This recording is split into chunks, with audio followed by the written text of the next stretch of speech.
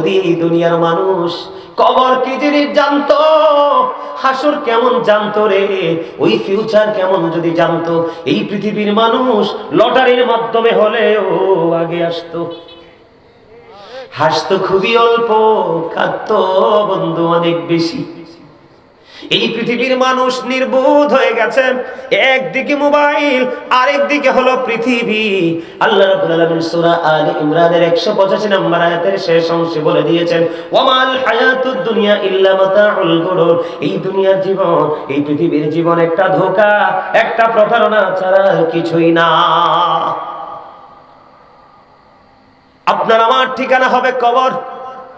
আপনি কোরআন শরীফ আমার চোখের সামনে বন্ধু, এই যে আল্লাহর প্রিয় কোরআন, লৌহে মাহফুজের কোরআন, এই কোরআন শরীফের 30 পারা সূরা ইনফিতরের মধ্যে আল্লাহ রাব্বুল আলামিন জানিয়ে দিয়েছেন, ওয়া ইদাল কুবুর বুসিরাত আলিমাত নাফসুম মা কদ্দামাত ওয়া আখরাত। জোরে জোরে বলেন আল্লাহু আকবার, আর জোরে বলেন আল্লাহু আকবার। আল্লাহ রাব্বুল আলামিন জানিয়ে দিয়েছে বন্ধু, আপনার আমার জীবনে আমরা যা কিছু করব সব কিছু আমরা দেখতে পারবো, জানতে পারবো যেদিন কবরটা ওপেন হয়ে যাবে। কবর ওপেন হবে কি হবে না?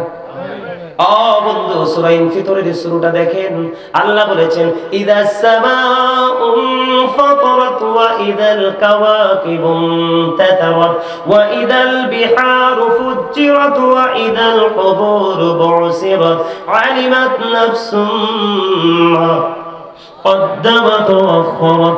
জোরে জোরে বলুন আল্লাহু আকবার। কবর বন্ধু আকাশ যখন ভেঙে যাবে, তারকাগুলো বন্ধু বিক্ষিপ্ত হয়ে পড়বে, সমুদ্র উদ্বেলিত হয়ে যাবে, ওই সেদিনই কবরটা বন্ধু ওপেন করা হবে। যেদিন কবর ওপেন হয়ে যাবে গো, প্রত্যেকেই জানতে পারবে কে কি করেছে আর কি করেনি। তার মানে আপনার আমার জীবনে যা কিছু করেছি সব কিছু প্র্যাকটিক্যালি দেখতে পাবো, জানতে পারবো। সেদিন কাউকে বন্ধু দোষ দিতে পারবো না, কারণ দুই কাঁধে দুইটা ফেরেশতা আছে না নাই? কে আমার কাঁদিবি কাঁদি বসিয়া,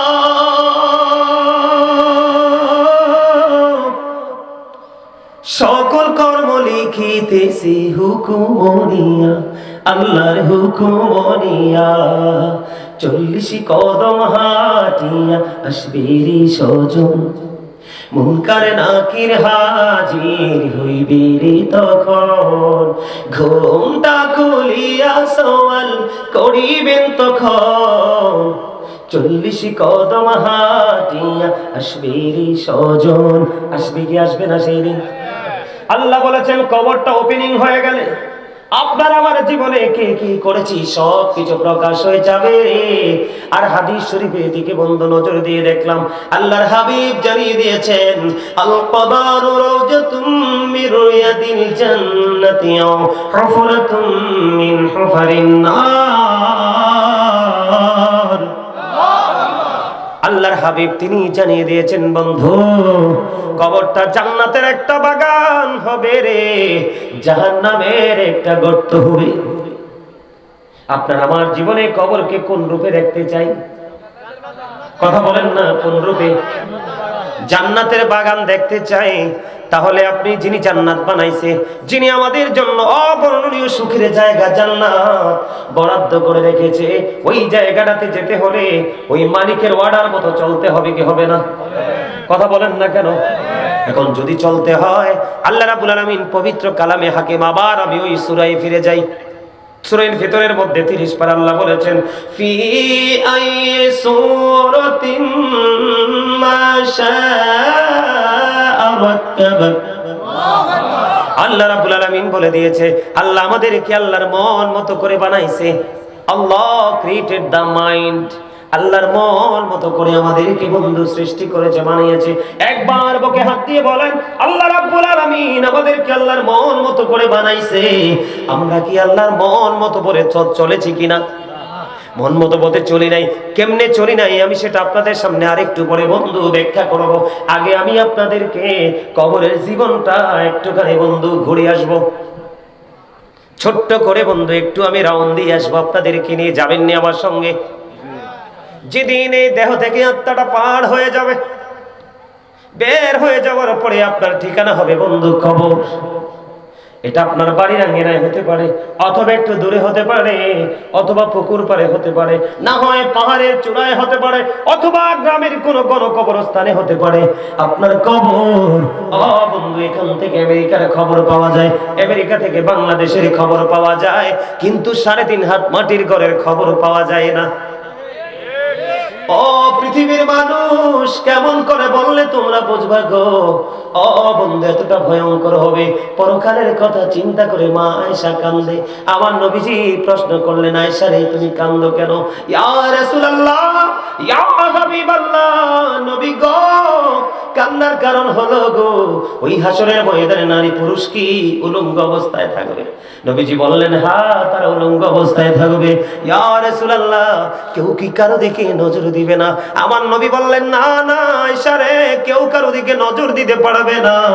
কেন রে? এটা অত্যন্ত ভয়ঙ্কর হবে সেই দিনটা। কম্পনটা অত্যন্ত ভয়ঙ্কর হবে। ইন্না জালজালাতা সাআতি শাইউন আযীম। জোরে জোরে বলুন আল্লাহু আকবার। কিয়ামতের দিনের কম্পন অত্যন্ত ভয়ঙ্কর। আল্লাহ রাব্বুল আলামিন বলেছে, যখন আপনি কবরে যাবেন, ওপরে আপনার জীবন শুরু হয়ে যাবে বন্ধু। আল্লাহ রাব্বুল আলামিন বলেছে, বান্দা সাবধান হয়ে এসো, ইন্না বাতশা রাব্বিকা লাশাদীদ। আল্লাহ বলেছেন, the seizing of Allah is difficult. আল্লাহর ধরা, আল্লাহর পাকড়া বড় কঠিন, আল্লাহর ধরা বড় শক্ত ধরা। হুজুর, আল্লাহ কি শুধু ধরে ক্ষান্ত হয়ে যাবে? না না, আল্লাহ রাব্বুল আলামিন বলেছেন, ইন্নাল্লাহা সারিউল হিসাব। Allah is quick to take account. আল্লাহ হিসাব গ্রহণে অত্যন্ত তৎপর। আমার কথাগুলো আপনারা খেয়াল করেননি?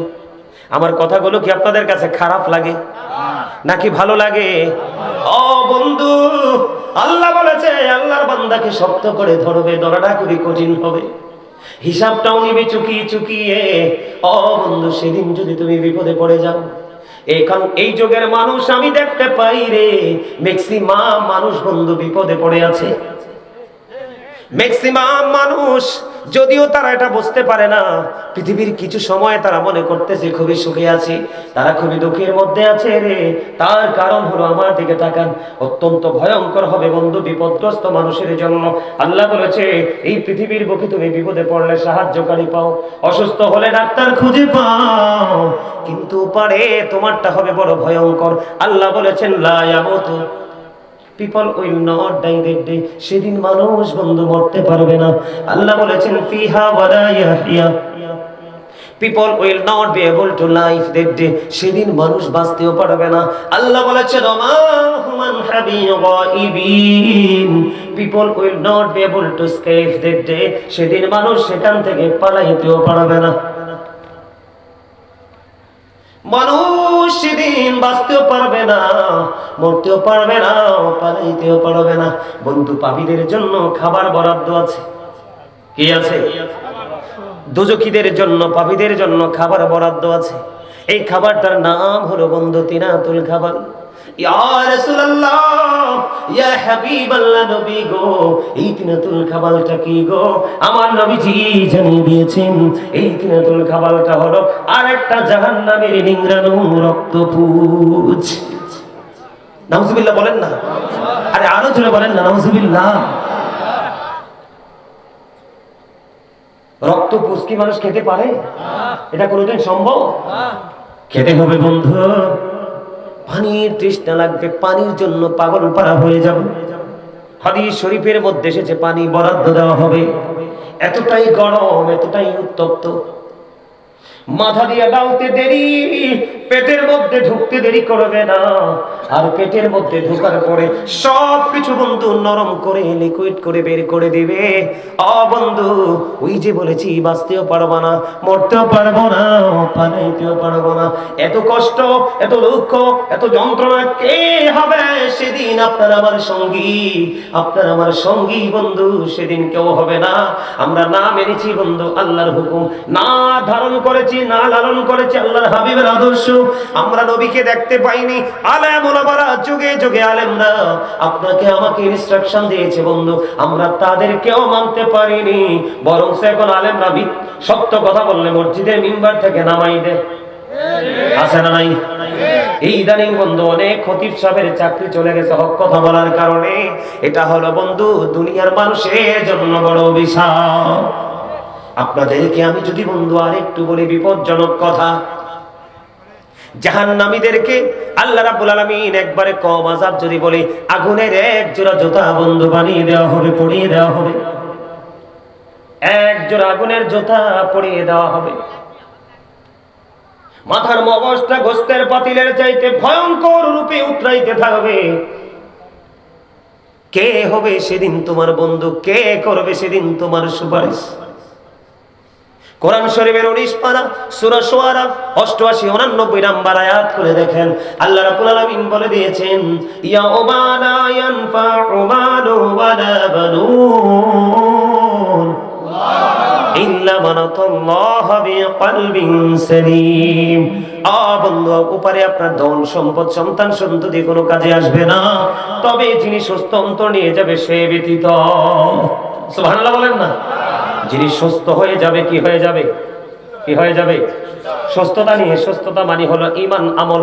আপনারা বলেন আজকের এই কিছু সময় 11টা বাজে মাত্র, মোবাইল নিয়ে যখন মানুষ বসে, রাত শেষ হয়ে যায় বন্ধু, ঘুম আসে না। মসজিদে গেলে দেখবেন, মাহফিলে গেলে দেখবেন, কোরআনের জলসায় গেলে, মাহফিল হলে, কোরআন তেলাওয়াতের সময় হলে দেখবেন অনেক মসজিদে রমজান মাসে লম্বা কেরাত পড়তে পারে না, পারে না, বিরক্ত লাগে। কিন্তু গান বাদ্যযন্ত্র নৃত্য যখন হয় তখন কোনো বিরক্তি আসে না। এটাই হলো আমাদের জন্য কিয়ামতের আলামত। সহ্য করবেন কেমন করে? আল্লাহর হাবিব জানিয়ে দিয়েছেন, জাহান্নামের আগুনটাকে 1000 বছর তাপ দেওয়া হয়েছে, রং হয়ে গেল আগুনের লাল। আল্লাহ কই এই আগুনে হবে না, আর 1000 বছর তাপ দিল, রং হয়ে গেল সাদা। আরো 1000 বছর তাপ দেওয়া হয়েছে, আগুনের রং হয়ে গেল বন্ধু কালো। এক এক করে 3000 বছর আগুনটাকে উত্তপ্ত করে ওই পাপী মানুষের জন্য বরাদ্দ করে রেখেছে। ওই কঠিন বেড়াজাল থেকে মানুষ বাঁচতেও পারবে না, মরতেও পারবে না, পালাইতেও বন্ধু পারবে না। কি হবে সেদিন? কি করবে মানুষ সেদিন? মানুষের উপায় কি রে? মানুষ কোন উপায় খুঁজে পাবে না বন্ধু। এই জন্য আমি আপনাদেরকে একটুখানি বলেছি, আল্লাহ ধরবে খুবই শক্তভাবে, হিসাব নিবে শক্তভাবে। বিপদে যদি পড়ে যাও, বাঁচতেও পারবে না, মরতেও পারবে না, পালাইতেও পারবে না। যদি তুমি নেককার হতে চাও, মুমিন হতে চাও, তাহলে তোমাকে ধারণ করতে হবে রাসূলের আদর্শ। কথা বলেন না কেন? রাসূলের আদর্শ ধারণ করতে হবে কি হবে না? রাসূলের কথা মানলে লাভ না লস? নবীজির কথা সত্য না মিথ্যা? 100% না 50%? 100% সত্য যদি মনে করেন, তাহলে আমি আপনাদেরকে বলবো, আজকের শুধু নয়, যখন যে জায়গায় মাহফিল হবে, উলামায়ে কেরামদের জবান থেকে পবিত্র কথা শুনবেন, একটু একটু করে জীবনের মধ্যে পরিবর্তন আনবেন। আপনি রাত এবং দিন যেই কোনো সময় আপনি আমল করেন, যেই কোনো সময় পৃথিবীর কাজ নিয়ে আপনি ব্যস্ত থাকেন, কিন্তু বন্ধু এই দুনিয়ার বুকে আপনি একটুখানি করে করে আমল করতে হবে, না হয় আপনার কবর থেকে পুরো জীবনটা বিপন্ন হয়ে যাবে। আমি কেন বলি আপনাদেরকে নবীজির জীবন, নবীর রাজস্বকে লালন করতে হবে বন্ধু। আপনি আমি কোরআন বুঝেছি নবীজির মাধ্যমে, হাদিস বুঝেছি নবীজির মাধ্যমে, জীবনকে কিভাবে গঠন করতে হবে সেটাও আমরা শিখেছি আপনার আমার প্রাণের নবীজির মাধ্যমে। ঠিক কিনা বলেন? আর জোরে